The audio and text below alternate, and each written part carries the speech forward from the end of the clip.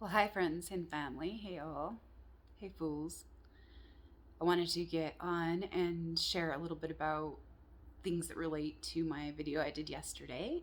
And I was speaking about like myths and stories and Gemini and the twins and the trickster and new beginnings and transitions and all of that. Temperance.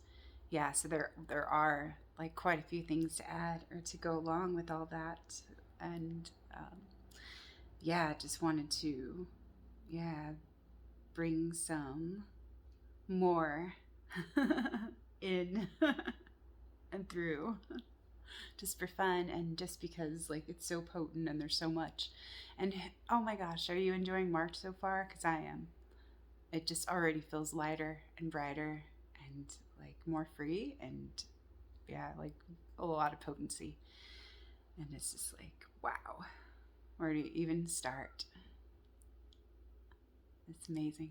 So, um, yes, there was some things, yeah, that I was acknowledging yesterday. So it's been a year since I had this like really super powerful dream about anger. And anger, yeah, was a huge theme that I worked with and through all last year. Got to integrate some powerful aspects of the shadow and things that I wasn't even aware of. There were certain things I was aware of, and it did like really help me become more aware and look at certain things and identify certain patterns and strategies, survival strategies and things. The things that I hadn't even like really like that I had totally concealed from myself in a lot of ways. Like the romantic part of me, like that should be like so obvious, but I just tricked and fooled myself into thinking that that wasn't me, and that's yeah, kind of me being silly being silly. But yeah, there was some other things, that I was aware of. Like I was aware of like the martyr dynamic and the codependent dynamic and um, the giver and like yeah, those kinds of things. But I got to see like deeper, and I got to see into more layers of those archetypes and those energies and those qualities and those identities that I was attached to. And yeah, some of the descriptions and stories and myths and roles and ego needs that went along with all of that. So it was really interesting and fascinating to dive into and to go deep to see all those things. But yeah, what a magical year for yeah, all of that work and being here. That great work. Yeah. Individuation and transformation, self mastery. And so, yeah, that's a good way to begin with something I wanted to share. There's the 7 Hermetic principles that are um, they're Gnostic teachings or non-Christian Gnostic teachings.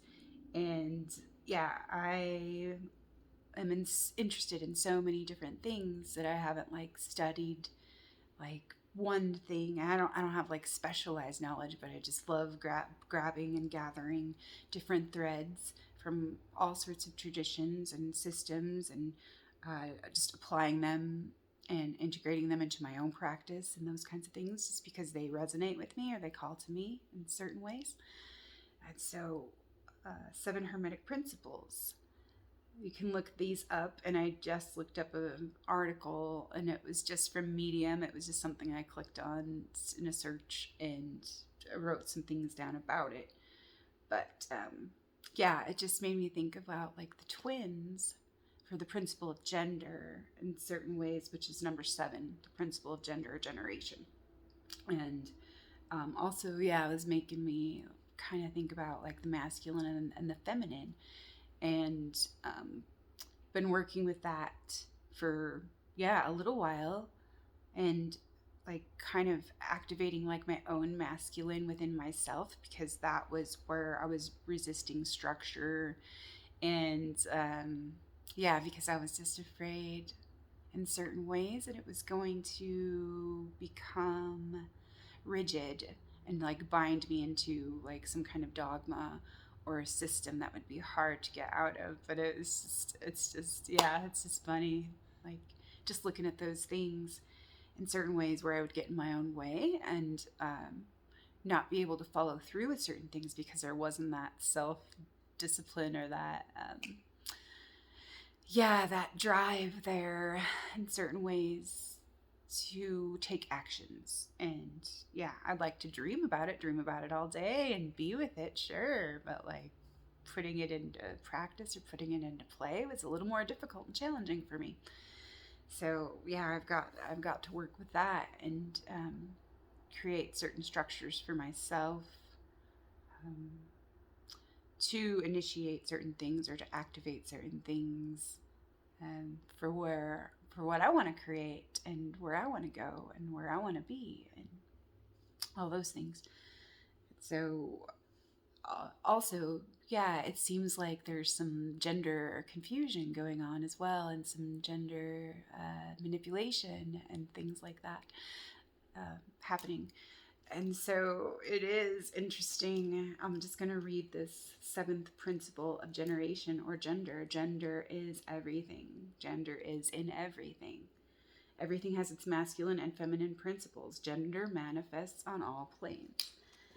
And what I just found was an article from Medium, and the author was Colton Swab. And I'll just read this little excerpt from the principle of gender. So the principle of gender is in everything. Everything has its masculine and feminine principles. Gender manifests on all planes. The principle of gender plays a role in all things: generation, creation, and regeneration.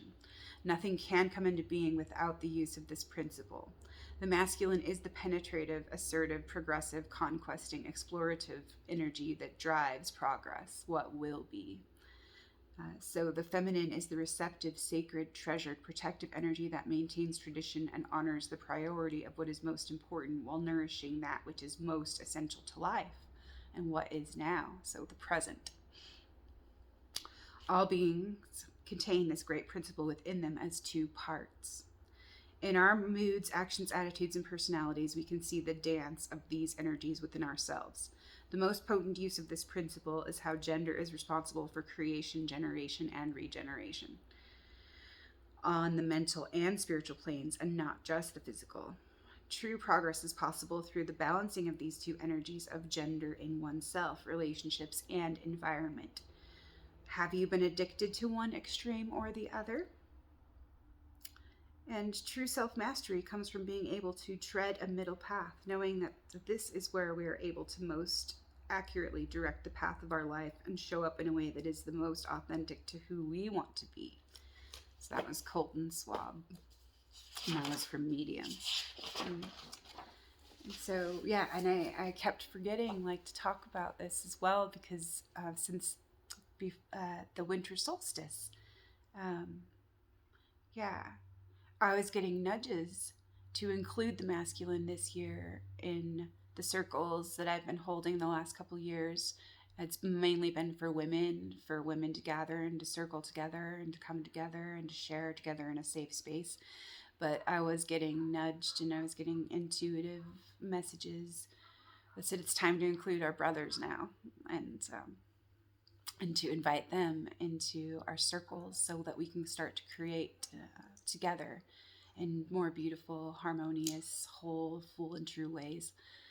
And just to be together because we each complement one another and we both add so much to the whole. And we all carry different energies and expressions of that energy within us, and it does add and bless the whole. And so for my in-bulk circle that I got to hold, I got to invite the masculine this year and invite, the sacred men that we so appreciate and love in our lives into our circle. And that was like really freaking amazing, and it felt really right. And so, I'm just super happy and excited about that, like to include masculine and to feel like I'm in that place where I can actually facilitate holding a group and include them in our space. And because, it was, sometimes it hasn't always felt safe for me. I guess it just depends too. I have a lot of beautiful, wonderful, intelligent, kind, caring, emotionally intelligent, compassionate men in my life, and I have had that beautiful experience to, um, to be grateful for, that I do, and I know, so many amazing men, and that are just incredible, and so it's great, to be able to include them now, and I'm just excited for the possibilities of what can be manifested and created together, and regenerated. That serves the whole. It's in service to the whole. So, with that said, where does this want to go? Yes. Oh, today I did pull some medicine cards, and what came up was buffalo and deer. And I thought that buffalo is perfect. And I'll just read a little bit here about buffalo. It's number 19. And it's about prayer and abundance. And it wasn't that long ago. It was in December that I shared, about buffalo. It was around Christmas. So in the Lakota tradition, it was white buffalo calf women who brought the sacred pipe to the people and taught them to pray. The bowl of the pipe was the receptacle that held tobacco and herb with male and female medicine. The stem of the pipe represented the male entering the female and seeding life. In the coming together of male and female, the connection to the divine energy of the Great Spirit was made. As the pipe was loaded with tobacco, every family in nature was asked to enter into the pipe and share its medicine as prayer and praise to the heavens. The smoke was considered to be visual prayer and was very sacred and cleansing. All animals are sacred, but in many traditions, white buffalo is the most sacred. The appearance of white buffalo is a sign that prayers are being heard, that the sacred pipe is being honored, and that the promises of prophecy are being fulfilled. White buffalo signals a time of abundance and plenty. Buffalo was the major source of sustenance for the Plains Indians. It gave meat for food, hides for clothing, warm and soft buffalo robes for long winters, and hooves for glue. The medicine of buffalo is prayer, gratitude, and praise for that which has been received. Buffalo medicine is also knowing that abundance is present when all relations are honored as sacred and when gratitude is expressed to every living part of creation. Because of its desire to give the gifts that its body provided, and because of its willingness to be used on earth for the highest good before entering the hunting grounds of spirit, buffalo did not readily stampede and run from hunters.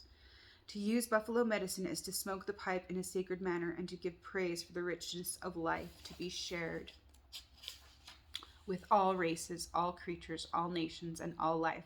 It means smoking for others so that their needs are met, praying for the good of all things in harmony, and accepting the great mystery as part of that harmony. If you have drawn the buffalo card, you may be asked to use your energy in prayer. You may also be called upon to be an instrument of someone else's answer to a prayer. This could portend a time of recognizing the sacredness of every walk of life, albeit different from your own. To honor another's pathway, even if it brings you sadness, is part of the message that buffalo brings. This may be a time of reconnection to the meaning of life and the value of peace. Most assuredly, this time will bring serenity amidst chaos if you pray in earnest for enlightenment and the power of calmness and give praise for the gifts you already have. Buffalo medicine is a sign that you achieve nothing without the aid of the Great Spirit, and that you must be humble enough to ask for that assistance and then be grateful for what you receive. And I did read the contrary message of buffalo. The last time I shared about buffalo. And to receive buffalo upside down, it's a signal that you have forgotten to seek help when it has been needed. If your hand is closed in a fist, you cannot receive the bounty of abundance. In understanding the significance of the reverse buffalo, you may well ask yourself, have I forgotten my eternal partner, the Great Spirit? Am I pushing myself too fast in the physical world and keeping myself from seeing the importance of reunion with the source of all life? Have I forgotten to honor the ways of others and to afford them the same respect that I wish to receive for myself? Am I feeling like my life is being used for the highest good at this time? Have I forgotten my to be grateful for my life, my possessions, my talents, my abilities, my health, my families, or my friends? Is it time to make peace with another or to make peace with some inner conflict I have so that I may walk in balance again? Become buffalo, fill the smoke of prayer, and praise change your buffalo robe. And praise change your buffalo robe to white so that you may be an answer to the prayers of the world. So that is awesome, seeing how like it is the masculine and the feminine in balance and in union, and like in partnership and in relationship. And yeah, what just is interesting too, like the middle way and the middle path. And true progress is possible through the balancing of these two energies of gender in oneself, relationships, and the environment. Self-mastery comes from being able to tread a middle path, knowing that this is where we are able to most accurately direct the path of our life and show up in a way that is most authentic to who we want to be. And yeah, generation, creation, and regeneration. Nothing comes into being without the use of this principle. So all beings contain this great principle within them as two parts. So yeah, that was awesome. And yeah, just makes me think of the androgyne or the androgen. Yeah. And I just read something about that in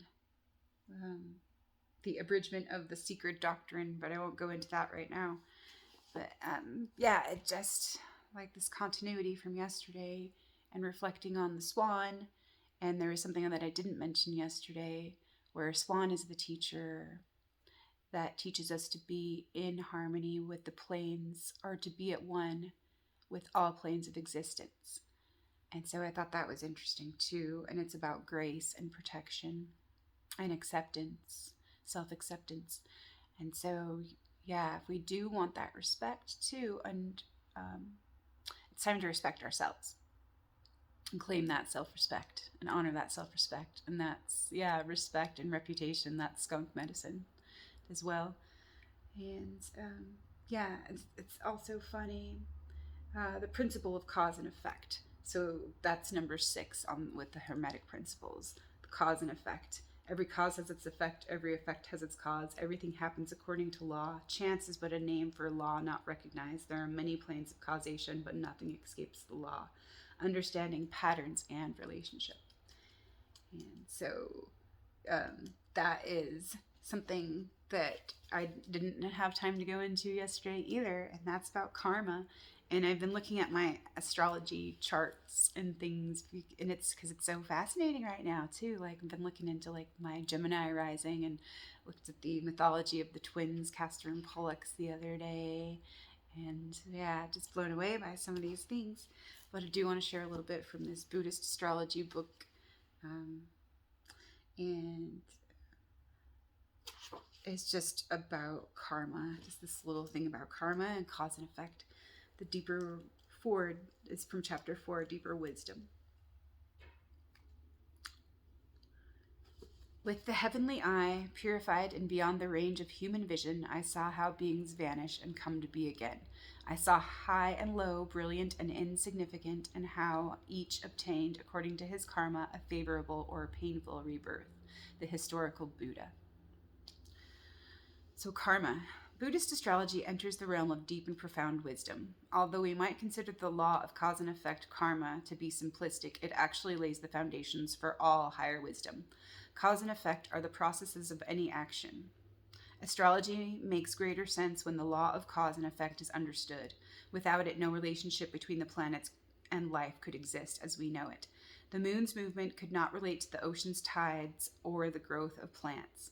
Karma means connections between objects and actions. Karma is the dynamic force of interdependence. Cause and effect relationships have phenomena span the spectrum of knowledge from simple physics to quantum mechanics. Karma might be considered to be a mystical force, but it is actually the relationship between phenomena. Whether it is the growth of a seed into a sprout or the intellectual, emotional effects of past actions on our present state of mind, all this is karmic activity. Karma translates into the word action. Actions relate to the immediate preceding moments. This is karma. Buddhism presents a very practical set of rules about karma. These fall into 4 categories. 1. Karmic actions inevitably ripen in accordance with their cause. A chili seed produces chili plants, and a strawberry seed produces strawberries. Positive human emotions lead to happiness, and negative thoughts and actions lead to suffering. 2. A karmic act creates many effects. 1 grain of rice produces many seeds, just as the storehouse of karmic actions is constantly increasing. If a certain cause, this is number 3, if a certain cause is not produced, its result will not be experienced. Number 4, karmic seeds never lose their potency. At some point, all karmic action will ripen. Phenomenal activity is a tremendous interplay among numerous causes and circumstances. Astrology, which is a karmic force, is a part of that interplay. It is not the primary factor of influence, but it does play a role in the production of any action. It is an error to consider planetary influences to be more important than the immediate birth situation of the individual. To give the planets a primary level of influence on anyone delegates too much power to them. The planets are a circumstance into which we are born. Astrology is a secondary influence in the hierarchy of what has an impact on the moment of birth. If human existence were like a plant with few factors of choice, then astrology could be a primary influence. Plants respond to the environment and have no free will to change where they grow. Plants flourish in good environments and are weak and unproductive in bad environments. Plants are versatile, but they do not think about what they are doing. Buddhists believe that plants have life force, but no ability to make conscious decisions. Plants do the best they can wherever they are. The life force they have can be wonderfully adaptive, but it is still only a response to the immediate environment. Conscious beings have more options than the simple response of a plant. Human beings have the unique ability to learn. Uneducated humans are less able to see possibilities, but even a little education quickly changes the situation.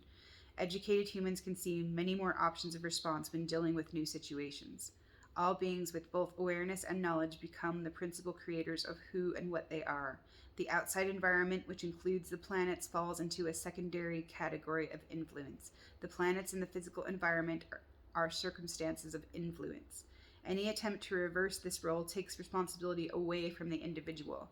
This view would say that external objects and events are responsible for all actions.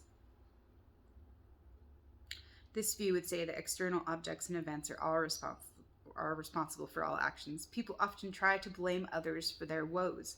An unskillful action is not their responsibility. For example, an abusive person could claim that Mars squares his or her moon, and this makes the person angry and easily upset. They are therefore free of personal responsibility for any disruptive action. The idea of being unconscious and without judgment could apply to everything.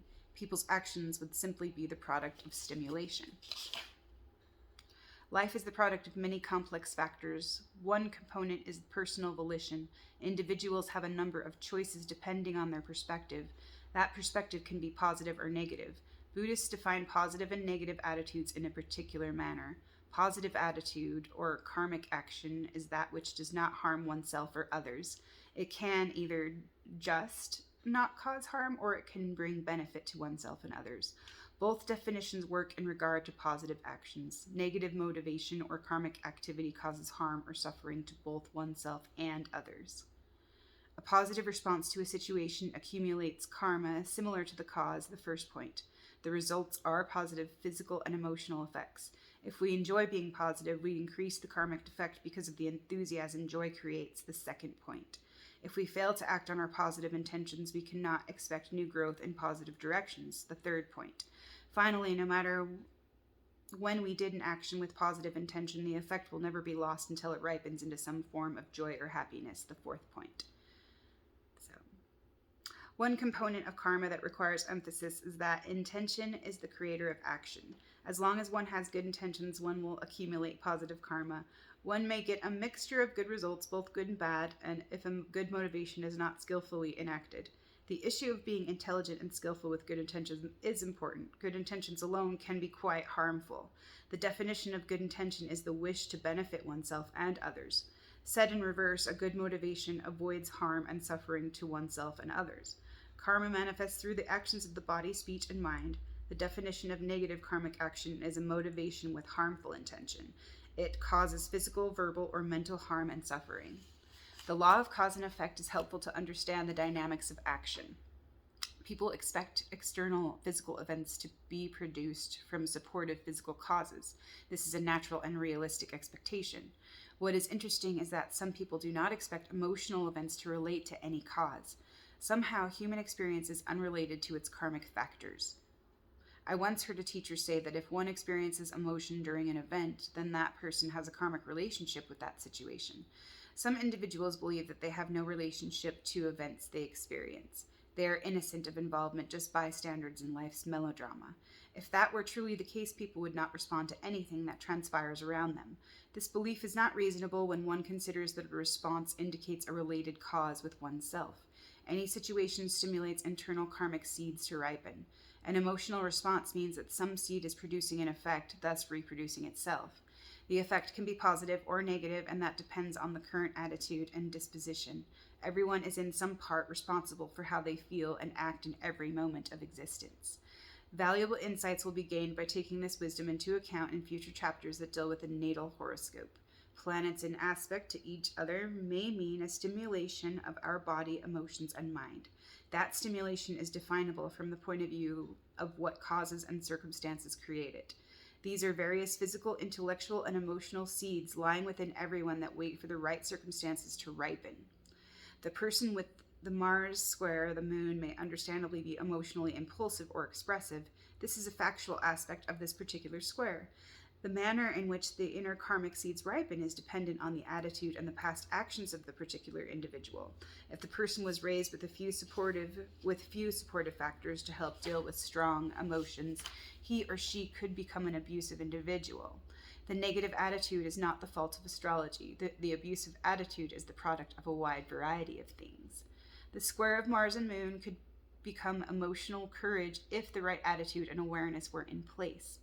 The wisdom bringing that transformation could come from several sources. These include a supportive set of parents, or even just the person being aware that abusive feelings do not produce happiness. There can be many sources for wisdom to grow. The main source is being aware of the effects of past experiences. I'll just leave it there. I've read a little bit more than I planned on, but it's, interesting. So I just kept going. But yeah, I thought that was pretty interesting about karma and cause and effect and taking accountability. Not just saying, oh, it just is what it is because it's this way or whatever. It's like, what do we get to do with it, or what is it like? How is it for us to help teach us and to help us become free of suffering, or any number of things. And so that's kind of cool right there. And I was reading about fire yesterday in like the 4 elements of the signs of the zodiac from the mythic astrology, and I want to share that in a minute. But some of these things, it's just so funny. Like, where I'll write something and I'll just be focusing on something, and then like just using my intuition and whatnot, or just, hey, I'm gonna pick up that book, and then I get something like that, and it's just pretty awesome that way. But talking about anger and emotions and and those seeds and all those things. And so it'd been a year since I had my anger as medicine dream, and I got to really receive some potent work with that, because I did have like a lot of different triggers and emotional responses and emotional reactions to certain things that were playing out there on the outer stage. And it just showed me so much about like what was going on like within me in certain ways, and why it bothered me so much.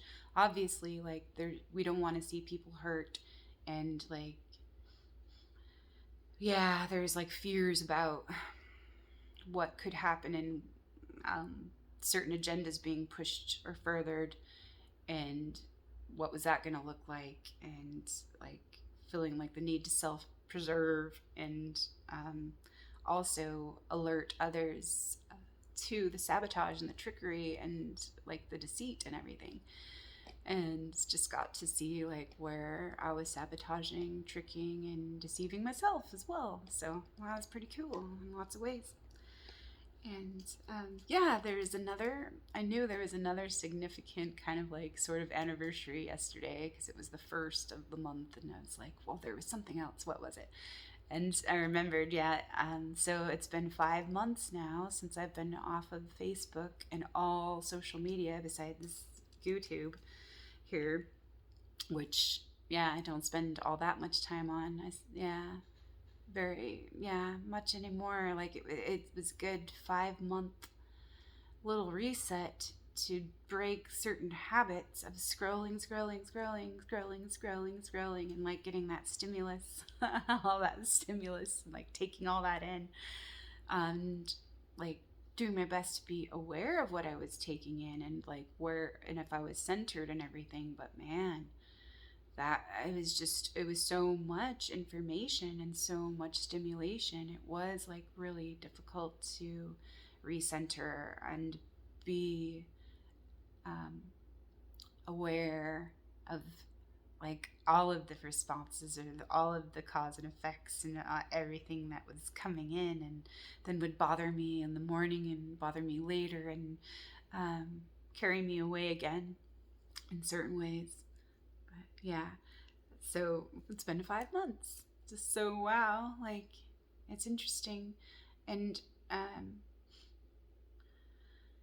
yeah, I have thought about like going back for just a little while and reposting some things I shared last year and some predictions that I had shared last year.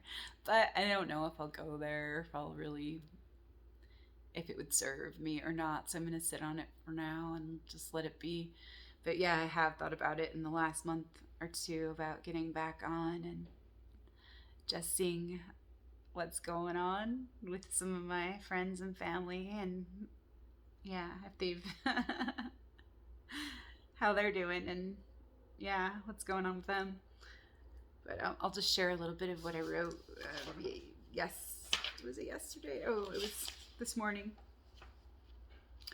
So 5 months without face crack and still going strong. It's been a good breakaway for very potent breakthroughs. Breaking up is sometimes very hard to do. Breaking up old patterns and dynamics, old attachments. Breaking up and breaking through old myths, lies, programs, stories. Dissolving the mind control and old ways of operating that no longer serve or align with where we want to go in service to the whole. So choosing, becoming more aware of what I'm sending out instead of like sending out hostility and like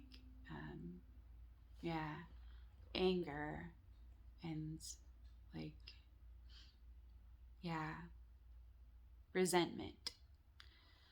I'm choosing to send out love and joy and hope and compassion, goodwill, prayers, praises, gratitude, instead of the judgment, hostility, and resentment, the disappointment and false expectations. Seeing into old ways of unconscious operating and knowing there's always a choice. There's always a choice to be free, full, alive, whole, well, true, and one at peace within my whole self. Melody, resonance, and harmony. Records, wisdom, her story. Whale and dolphin, singing of cycles, creation, and mana. Breath of life, waters of life, and the fires of creation. Divine sparks coming through, being born and breaking through all illusions. The ridiculous is getting more so. It's getting more so in your face. The mockery, antics, and how low can you go? The fear-based, pride-based, shame-based mind control, manipulation, and domination of the lower ego. The virtuous victim, narcissistic abuse, poverty consciousness to flatter, coerce, intimidate, and control the minds of the masses through these artificial cycles. Problem, reaction, solution, psychos. Psychological exploitation, spiritual warfare, emotional manipulation, self-deception, interference, and ego trickery. Love is the remedy for this suffering, pain, and disease, this disharmony, this illusion of extreme polarity. The lies are all falling away. So talk about some nonsense today. Just be and ask love what love wants to say. And so I wrote down like some things because, reading about Gemini the other day, it was just like, and I think something came up there where it said, how can I balance my need for interdependence and intimacy? And that was just like, whoa. Because that's one question I was asking, like in the summertime last year. It's like, yeah, my need for my independence, yeah, but also intimacy. So belonging, yeah, and inclusivity, and like all the lessons with the boundaries and all that as well. And so, yeah, just playing around today and looking at these things like interdependence and intimacy, interconnection and harmony, togetherness and individuality, belonging and sovereignty, freedom and responsibility, power and accountability, respect and authenticity, boundaries and inclusivity, true service and real prosperity, empowerment and humility, unity and diversity, differentiation and legitimacy, multitudes and prosperity, free will and the right to be, self-ownership and community, free speech and deep listening, deep inquiry. The masculine and feminine are one together, are alive as one together, in and through their whole harmonic resonance. So the positive and negative, the light and the dark, the day and the night, the sun and the moon, and me and you. And so, yeah, I was looking at some of those things too, of like our descriptions and our labels that we use, and like the stories that we attach to the descriptions and to the images that we see and beliefs that we have, yeah, our implanted core beliefs. And yeah, that we don't even know where they came from sometimes because they've been inherited. They're generational patterns, and they are regenerated through different artificial cycles and through artificial patterns and through manipulated images and words and stories, and inversion of the truth, and a reversal. Yeah. So where was I going with that? I lost my train.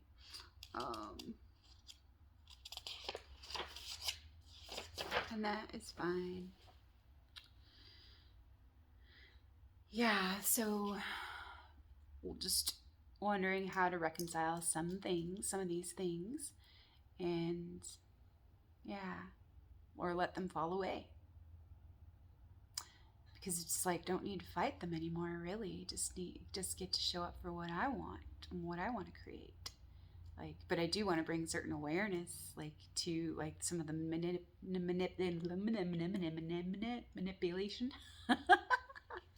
manipulation, and yeah, of the domination and control system, and yeah, how, like, yeah, they do influence and hijack our minds in certain ways. And yeah, there's a science to it, and like there's a lot involved in it, and I think I will start like a disclosure series soon and talk about it, talk about what I know and share what I know, and to help empower and to help, yeah, those who want to know. So because yeah, once we know, like, yeah, we can do better, we can choose something else, but first we need to be able to see it and see how like it's affecting like how we see ourselves and how we show up in the world and how we create and what we keep creating or regenerating, like through these old belief systems and these artificial cycles and these artificial patterns and this matrix of control. And so yeah, that's what was coming up. And there's also like just, yeah, always symbols coming up for me in a lot of different ways, and always write like certain things down that feel meaningful, and then I'll I'll get more and more about it in certain ways. And so the swan keeps coming up the last little while for me, and the swan is all about being the bridge.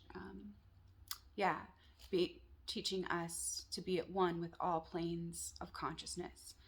And the bridge, the neck, the swan song, the divine voice, strength, grace, protection, purity, and beauty. And Kuan Yin keeps coming up as well. And I do believe she's connected to the swan. Yes, and I think I read something about that last month, and I'll have to look for it again. And also, the rainbow is coming up. Iris, I've been working with, yeah, Iris, and she's coming into an art project that me and my husband were working on together yesterday. And I can't wait, to share that. Yeah, when she's all ready to be shared and, yeah, to be, revealed. So the bridge, the messenger, the link, the link of the heavens and the earth and the above and below. She's the messenger of the gods and the ambassador, the rainbow goddess, the oracle, the mother arc, visionary, mediator, ambassador, connection, unifying heaven and earth, spirit and soul, mind and body, expanding consciousness, wisdom, love, and power for the benefit of all. And also, of course, the mirror is a huge symbol for me. And what was coming up was the breast. That's the original symbol of prosperity. The breast, mirror, circle, aureola, or my mouth words don't want to work today. Aura, halo, mandala, self in relation to the whole, cosmos, mother arc, bridge, rainbow, hope, promise, connections and reflections, conscious direction and projection, introspection, investigation and excavation, inspiration, uploads and downloads, opening, softening, and letting go. And I have felt so much lighter today. Oh my gosh. Wow. Things do feel like they are shifting, and I'm seeing signs of life and signs of spring, signs of new life. And I saw a bumblebee flying out there today. It's really nice and warm. It was freaking freezing cold the last couple days, but now it's just a beautiful sunny day today. And I see the new first little buds growing on the trees, and I know we'll have flowers soon, and it just it just feels so good, like embracing the new. And so I'll leave you with something about temperance, because I've been working with temperance and tempering the wisdom. Number 14. Oh, and that has a cool correlation as well, because my mythic astrology book that I've been looking at a couple days ago, because I was having the golden fleece for some reason kept coming in to my awareness, and so I opened up this book a couple days ago, and it went right to Aries, and it had a little bit about the golden fleece, and the page before it was the 4 elements and the signs of the zodiac, but it did talk about the bighorn sheep and the ram of Aries. And I've always loved their beautiful spirals. The spiral is just that symbol, of continuity and the beginning and the end, and everything in it, continual motion, momentum, and but I love the spirals of their horns and everything. And I think I checked out Animal Speak the other day to look at the bighorn sheep or the ram to see those qualities and things, and I think Ted Andrews said that they can live up to 14 years, and the rings within their horns actually, just like a tree, can tell their age. So I thought that was cool, the significance with the number 14. And also the number 14 corresponds to hawk medicine as well. And so, hawk is one of my totems too. And the law of correspondence, or the principle of correspondence, is number 2 in the Hermetic principles. The principle of correspondence, as above, so below, as below, so above. Reflection on the microcosm and the macrocosm. All things have their equivalent part, physically, mentally, spiritually, which are in harmony with one another, flowing, not separate, but flows in the same line with different degrees of existence. So, it was pretty cool. The fire, the element of fire in this mythic astrology book, and Temperance from Lee J. McCloskey's Tarot Revisioned.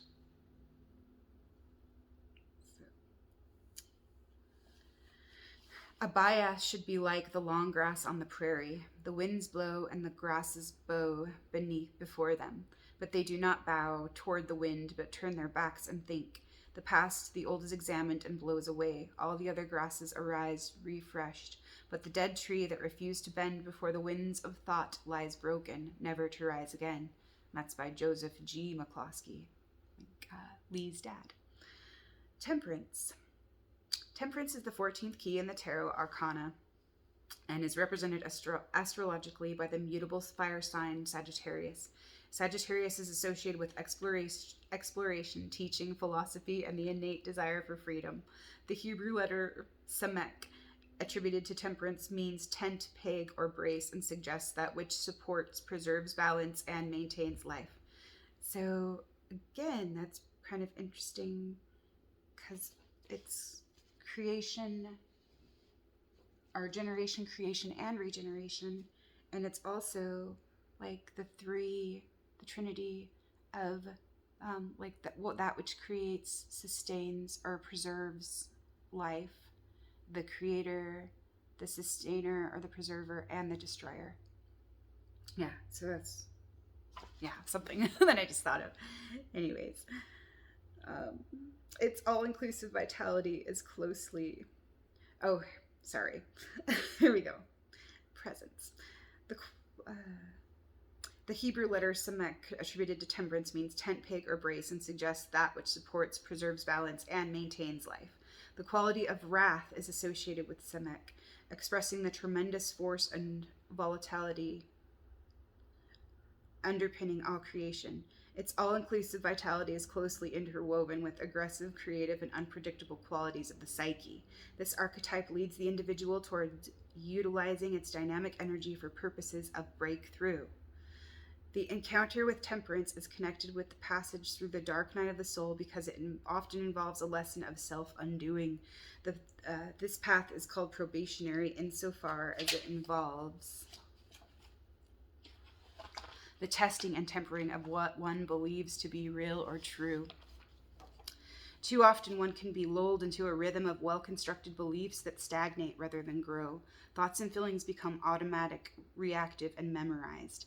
Tension between resistance to change and the dynamic outward thrusting of creative imagination creates conflicting impulses which can erupt into a profound dark night of confusion, fostering a period of desolation and existential anguish. The title Temperance should not be confused with moderation. Rather, it indicates the act of tempering as water tempers hot still, giving it strength, flexibility, and definition. The act of tempering relates to the quality of wrath attributed to this archetype. Tradition holds that the forces of nature are at work in stones, plants, animals, man, the heavens, and the earth. The act of creation is eternal will manifesting itself out of the abyss or no thing. The immense engines of creation are seen as a great wrathful fire reflected in the emotional nature of the individual as passion, which has both a loving, expansive quality as well as a contracting, angry, and explosive intensity. The poet, painter, and visionary William Blake wrote, "Without contraries is no progression.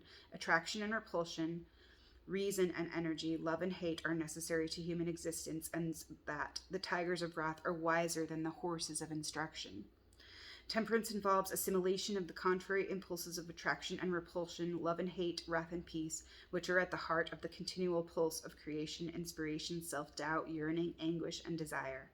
Society, education, racial, national, and religious identity help create the outer model within which one tries to gain a sense of identity. Their influence helps organize the disparate impulses informing one's inner experience, but this is only one half of the human equation, the one that can be controlled and maintained by conformity and belief. The less manageable side of being human is motivated by the creative imagination and the unconscious, which cannot be contained within the bounds of the known and constantly challenges the individual to deepen his awareness of what it means to be human. Temperance leads away from self-delusion and narcissism towards the light of the mind, which sheds true illumination, not self-reflection.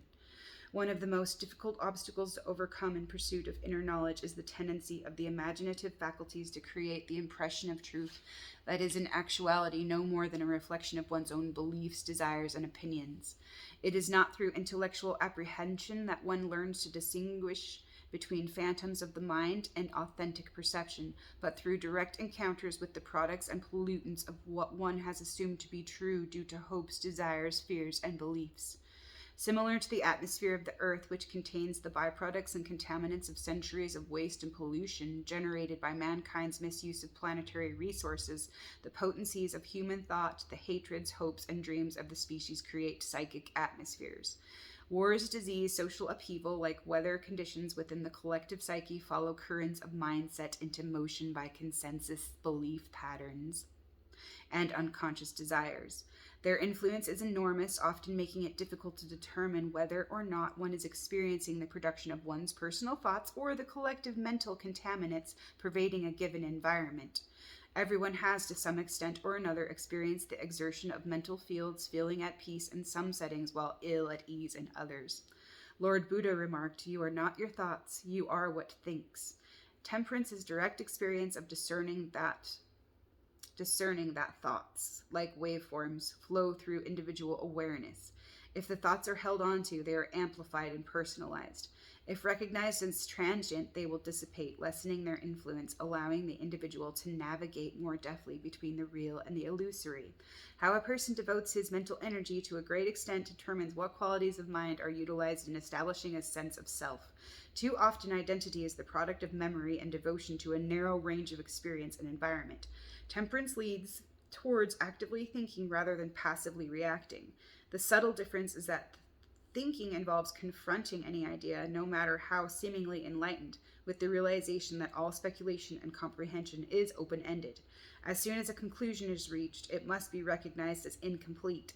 Otherwise, the individual is constructing an edifice of thought which is self-reflective, not illuminating. All systems or philosophies serve the purpose of creating conditions and tools for examining life's many potentialities, but they are working hypotheses, not statements of fact. Temperance challenges the individual to explore beyond the known territories of belief and opinion.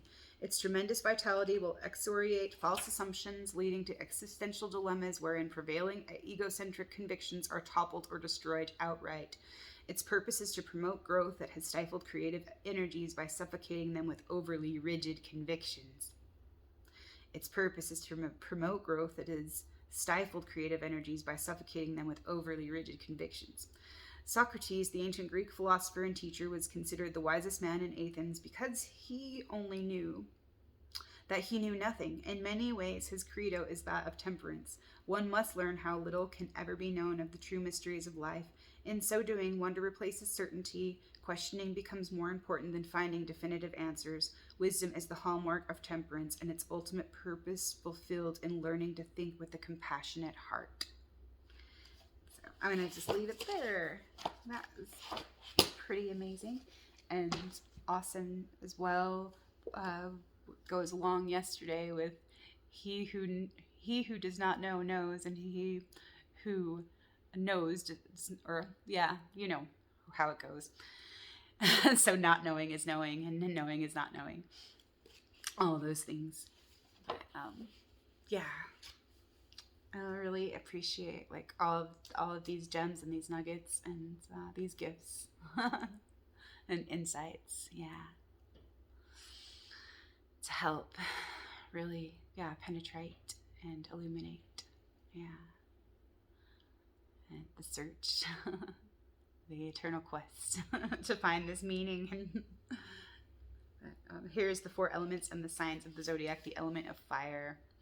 In myth, the magical life-giving and life-destroying energies of fire portray the raw creative power of the godhead. Zeus and Thor hurled their fiery thunderbolts across the heavens as an emblem of their rulership, and the shining brilliance of the sun gods gave life and warmth to heaven and earth. The fire deities of myth could create a universe out of nothing, a potent image for the mysterious power within human beings to create outer reality from the magic of the imagination. The fire gods could be terrifying too.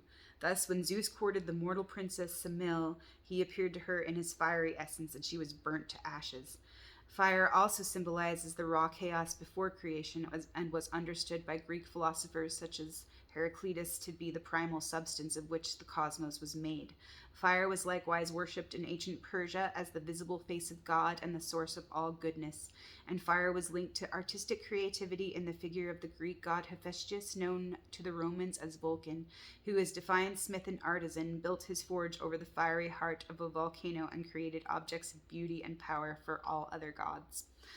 On the psychological level, the element of fire symbolizes the power of the imagination, chaotic, unformed, but containing tremendous potency, offering to those prepared to work with it the power to generate reality from within. Imagination and vision are the most mysterious of human attributes, allowing us to move beyond material limits and to create a future which contains possibilities greater than the present and the past. The imagination can also, like fire, become a destructive force, for it is through the grandiose fantasies of dictators that visions of global domination are formed and enacted.